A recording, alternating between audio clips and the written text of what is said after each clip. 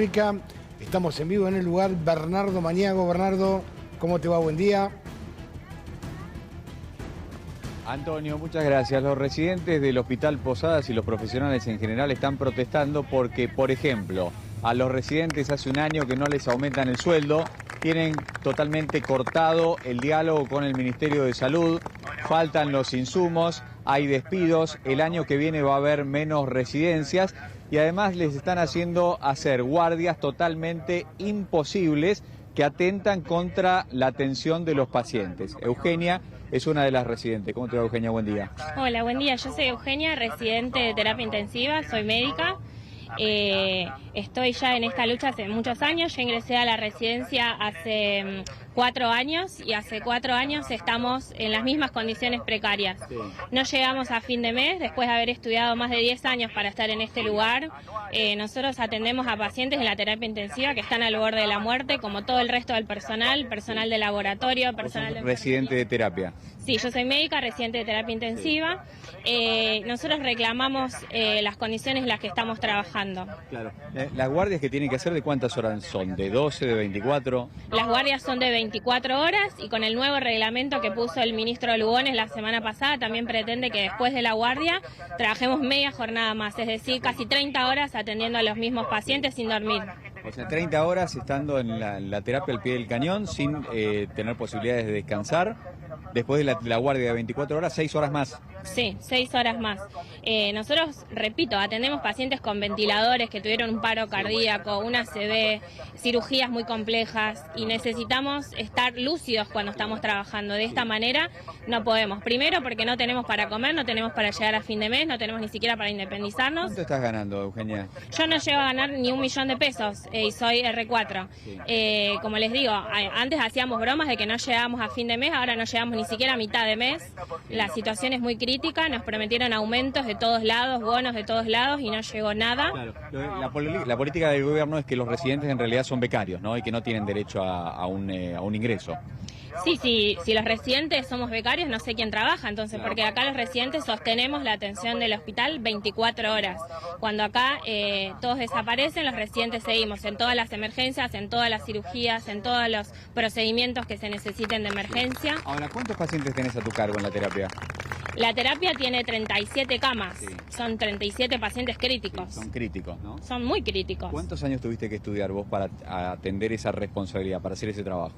10 años. 10 años. Sí. Los 5 o 6 de carrera, más ya estás en el último año de la residencia. Sí, son la carrera y la especialidad que estamos haciendo, en mi caso terapia intensiva, pero tenemos residentes de todas las especialidades, emergentología, cirugía, clínica médica, pediatría, enfermería, odontología, kinesiólogos, fonoaudiólogos. Claro, todos están en una situación crítica. Además, recién estábamos escuchando a otro de tus compañeros, a ver si podemos hablar con él ahora enseguida, que decía que no está funcionando el tomógrafo. Es decir, el Hospital Posadas, que es uno de los más grandes de Latinoamérica, no tiene tomógrafo funcionando. No, hace casi una semana no funciona ninguno de los 2 tomógrafos. Esto lo que impide es atender a los pacientes críticos. Básicamente tenemos que salir también los residentes en ambulancias a derivar a los pacientes a tomografía. Sí. ¿Cómo te va? Vos sos residente también, ¿no? Sí, yo soy residente de emergentología también, del Hospital Posadas, soy residente de 3er año también, estoy en la guardia, Sí.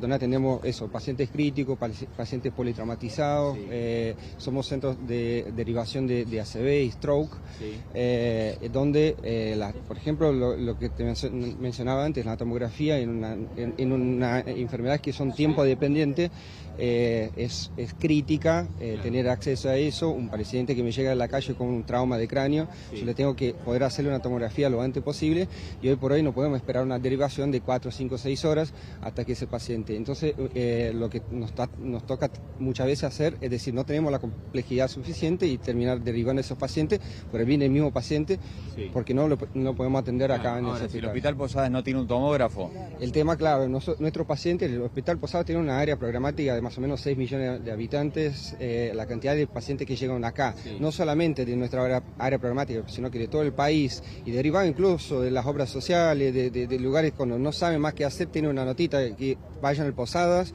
porque allá te lo van a terminar resolviendo, terminan llegando acá después de haber bollado por todo un sistema de salud, y acá básicamente vos tenés que darle la respuesta, y cuando no tenés la complejidad para hacerlo... ¿y a dónde los derivan, por ejemplo? ¿Dónde los mandan? Y acá algunas derivaciones de terapia, cuando los pacientes ya están estabilizados, pueden llegar a derivarse a otros hospitales, el Cruce, a otros hospitales el Aedo, o otros hospitales, pero la derivación implica hacer el pedido, que te lo acepten la derivación, son horas de muchas veces de ese sistema, que siquiera es un sistema que te acepta. Ahora, con ese único tomógrafo que estaba funcionando acá en el Hospital Posadas, que es un hospital enorme, no sé cuántas camas tiene el Hospital Posadas. 360 camas de internación, son la mayor cantidad de camas de internación a nivel nacional, claro. De clínica médica, 37 camas de terapia, más 25, si no me equivoco, camas de terapia infantil, sí. 250 camas de internación infantil, unidad coronaria, quirófanos, toda una serie de quirófanos, y la guardia adultos, donde tenemos también camas de shock room y de otras cosas. ¿Y con ese tomógrafo qué pasó? ¿Qué fue lo que pasó?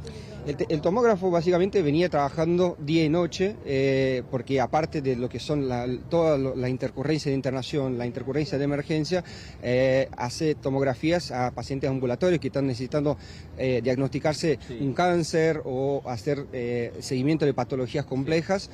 Y ¿lo usaron hasta que se rompió? Se usó hasta que se rompió, la sobreutilización del equipo, claro. Sin un mantenimiento adecuado. Claro. Nosotros tenemos 2 tomógrafos ahí en el hospital, uno que hace más de por lo menos 4 o 5 años que no funciona ese tomógrafo, sí. Funcionaba por muy breves periodos de tiempo, se calentaba y no podíamos utilizarlo. Sí. A todo eso tenemos, de los 2 resonadores que tenemos, uno de ellos no funciona, sí. El otro está haciendo ahora de tomógrafo y resonador, claro. Al mismo tiempo. Claro. Entendiendo que un resonador es un equipo que tiene otro costo, otro tiempo de proceso. No, realmente no se puede creer. No. Digo, y ahora vos me comentabas, Eugenia, que para el año que viene va a haber menos residentes todavía, redujeron los cupos.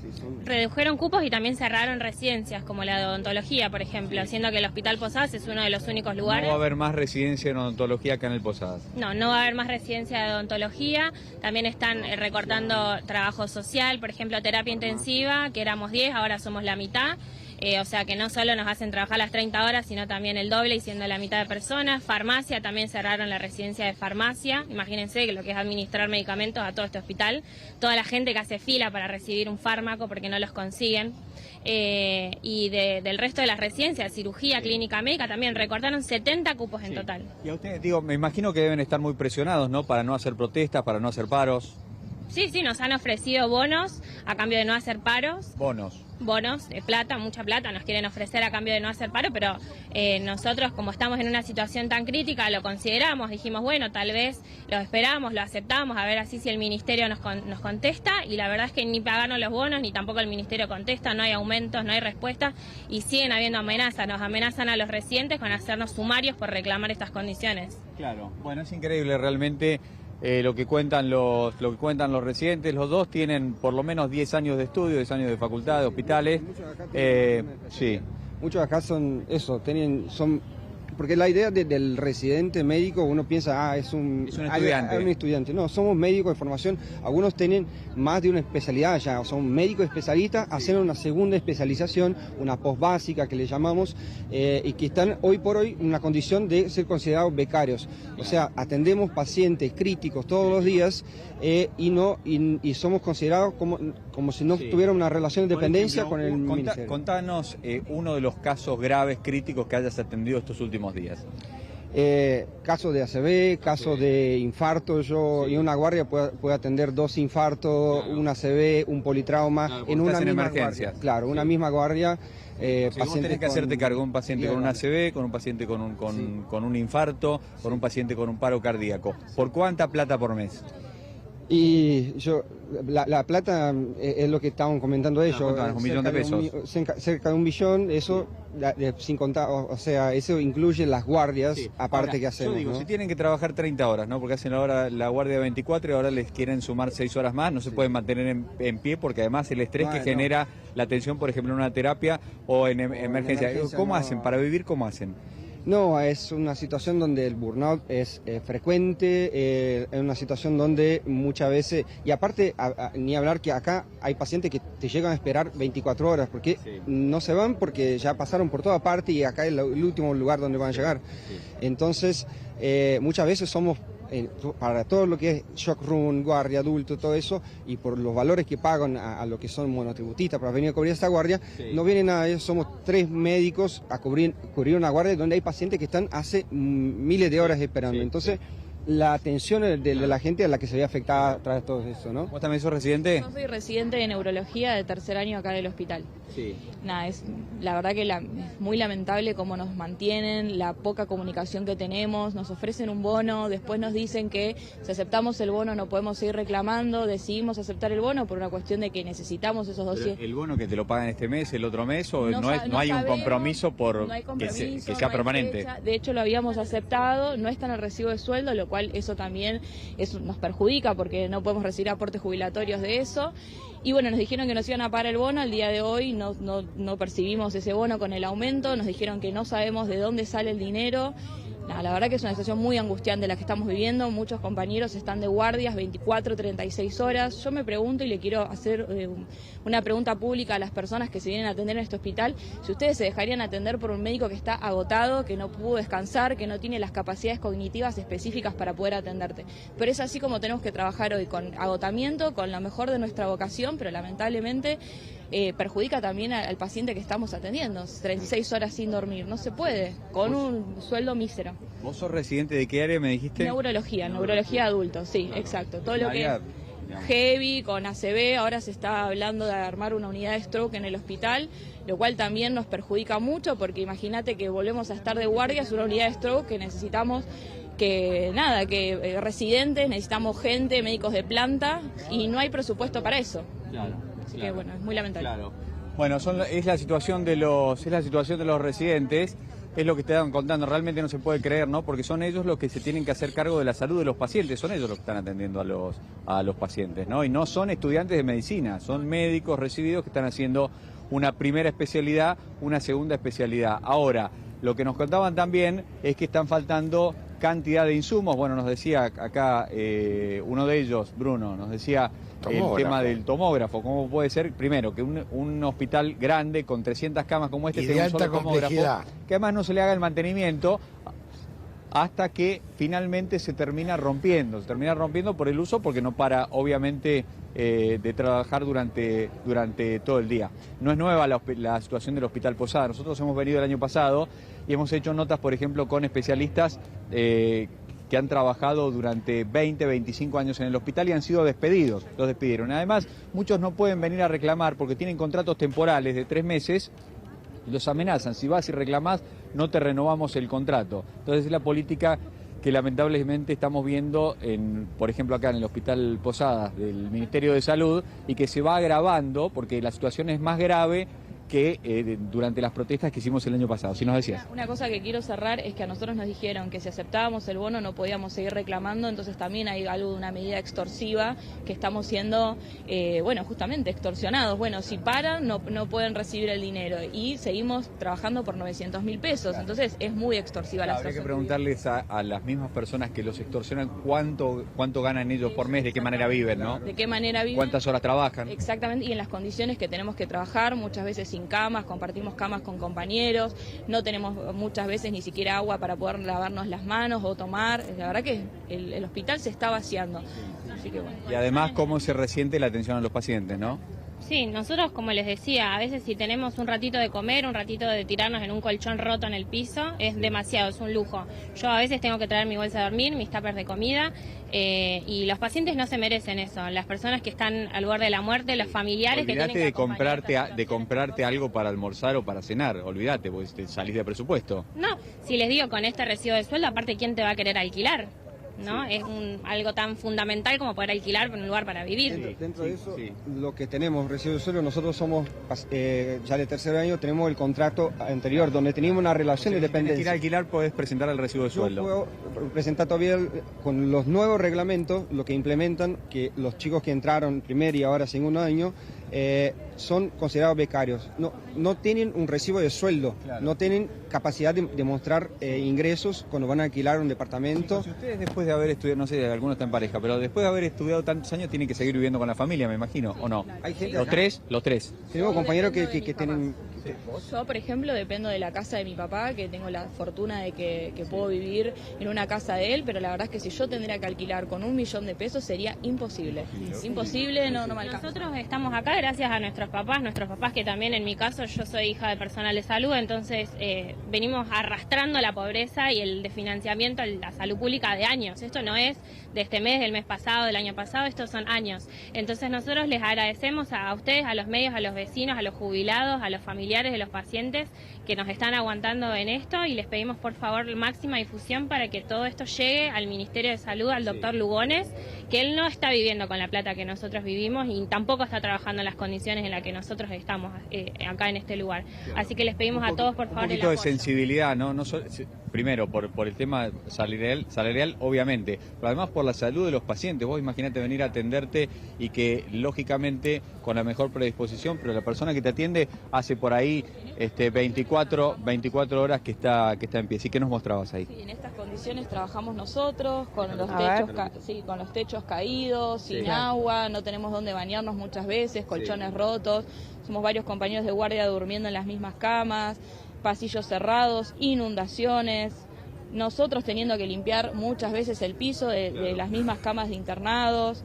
Así es como trabajamos, con $1 millón. Las condiciones más críticas, como decía, son las de nuestro paciente. O sea, llegamos pacientes que llegan tarde a los diagnósticos, porque acá si vos vas a pedir un turno para una ecografía, te dan para el 2027, porque no hay profesionales, porque han hecho jubilaciones tempranas, porque han echado gente, porque no generan las condiciones para que gente se quede, al contrario, hacen con que se vayan del hospital. Hay un conflicto salarial también con lo que son contratados y médicos de planta, y donde en algún momento le han dicho básicamente, mira, no les vamos a subir el sueldo, vengan la mitad de las horas. Entonces esa cantidad de horas terminamos cubriendo los residentes en una cantidad de gente, una atención que ya viene sobrecargada por la gente que se queda sin la obra social, todo el tema que viene pasando a nivel nacional. Por toda la crisis social, ¿no? Hay gente que se queda sin prepago, que se queda sin obra social o que la obra social directamente no le cubre porque también está en un estado calamitoso. Veíamos también el año pasado mucha gente que se quedó sin la posibilidad de seguir con un tratamiento que llevaba desde hace muchísimo tiempo, justamente porque despidieron a muchos profesionales de acá del hospital, ¿no? Sí, despidieron más de 300 personas del hospital y esas personas representan familias que se quedaron también sin un sustento, sin causas justas. No, pero aparte es persona que le ha dedicado la vida al hospital, digo, porque vos tenés que tener mucha vocación, vos te recibís de médico, de kinesiólogo, de lo que sea, y te quedás acá, es una decisión quedarte acá trabajando en el hospital, ¿no? Sí, es una decisión y le pedimos perdón a la gente por no poder estar a la altura de lo que ellos necesitan. La salud es un derecho humano básico y nosotros no estamos pudiendo garantizar eso. No, y la salud pública también se trata de eso, de una red compleja, ¿no? No solamente yo como emergentólogo, pero yo dependo de un montón de otros servicios y esos servicios, servicio social que ahora se quedó sin residencia, servicio social importantísimo a nosotros para poder dar el alta a los pacientes, conectarlos con los servicios, conectarlos con las atenciones, cosa que no lo podemos hacer en ese momento, ¿no? Es lo que les decía, acá hay una médica. Hola, ¿cómo te va? Me parece que hablamos el año pasado, ¿no? ¿Cómo es tu nombre? María Bigot. ¿Vos qué especialidad tenés? En el 24. Ah, ok. En el 24. Yo soy neumonóloga. Sí. Me despidieron en junio del 24. A partir de junio del 24 hubo más de 250 despidos. ¿Después de cuántos años te echaron? Y yo empecé la residencia, hice mis 2 residencias acá en el 94. Sí. Son 30 años. ¿Qué especialidades? Primero hice clínica médica, Sí. 3 años, y después neumonología, que son 2 años y una jefatura. Y un día, después de haber dejado la vida acá en el hospital, un día vinieron y te dijeron que te quedabas sin trabajo. Claro, sí. Sí, a mí y a mucha gente, enfermeros, de áreas de pediatría, de áreas críticas. ¿Te indemnizaron o te cortaron el contrato directamente? No, fue una baja del contrato. Nosotros, O sea que vos te fuiste, después de trabajar tantos años, te fuiste sin un peso de acá. Claro, nosotros un 85% de los trabajadores tienen contrato 48, que es un contrato que al momento de ser rescindido nos deja sin indemnización. Nadie te tiene que dar una explicación de por qué te despiden. A vos te despiden y ya está. Sí. ¿Y ahora qué estás trabajando? ¿Qué estás haciendo? Bueno, yo siempre desde que me recibí trabajé en salud pública. Siempre estuve en 2 hospitales. Uno de ellos era y estoy en un hospital provincial, en un hospital en Merlo. Ahí seguís. Sí, sigo trabajando. ¿Y la vacante que dejaste acá se cubrió? No. O sea que los pacientes que vos atendías... Bueno, mucha gente todavía me sigue escribiendo, obviamente eso lo absorbe el equipo, pero vos siempre tenés que pensar que cuando despedís gente, personal especializado, estás rompiendo equipos, Claro. estás rompiendo un trabajo que formar un profesional que sabe hacer una tarea compleja, Claro. como en mi caso era la endoscopía y como en el caso de otros eran otros trabajos, cuesta 8 a 10 años formar un profesional. La endoscopía de es esa algo manera. muy delicado realmente. Claro, 8 a 10 años y Nos vos... acordamos del caso de Débora Pérez Volvin, por ejemplo. Exacto, bueno, Claro. yo hacía endoscopía respiratoria, eso era un caso de endoscopía digestiva, pero bueno, para formar un profesional vos necesitas mucho tiempo y toda esa inversión que hace el Estado en formar un profesional, la perdés. Con respecto a los residentes, el Estado decide invertir riqueza formando profesionales que después van a volver, esa riqueza le vuelve a la gente como especialistas. Claro. Esos médicos que se están formando tienen que vivir. Claro. No pueden cobrar sueldos de No pueden 900 cobrar un mil millón de pesos, pesos, no, tal cual. y no se pueden dar de baja esos cargos, porque esas personas son las que nos van a atender a nosotros, van a trabajar en todos los hospitales, van a trabajar en público, van a trabajar en privado, van a tener una formación que les permita atender a pacientes complejos, porque Seguro. se formaron en el Sí. Hospital Posadas. Tenemos que cerrar, chicos, pero la verdad Totalmente. les agradecemos muchísimo por haber dado este testimonio, porque realmente pinta cómo está, Y sí, cómo está Bernardo. la salud pública, porque el Hospital Posadas es un reflejo, ¿no?, de lo que ocurre en general. Totalmente, es que es salario, es infraestructura, como estabas diciendo. Hoy publica Infobae también una nota, 742.000 personas dejaron de tener cobertura de salud, que esto es la prepaga y la obra social también. Y eso es porque, o las mutuales, porque muchos se han quedado también sin trabajo y es gente que se tiene obligatoriamente que atender en el sistema público de salud que está como estamos viendo, ¿no? Completamente desfinanciado. Así es fácil tener superávit fiscal, en definitiva. Si vos no pagás a fin de mes y acumulás deuda, ¿qué es lo que le está pasando? Al gobierno le está creciendo la deuda flotante, es decir, por pagos de la administración central que no está haciendo. Si contáramos toda esa deuda que está teniendo o que tuvo, por ejemplo, en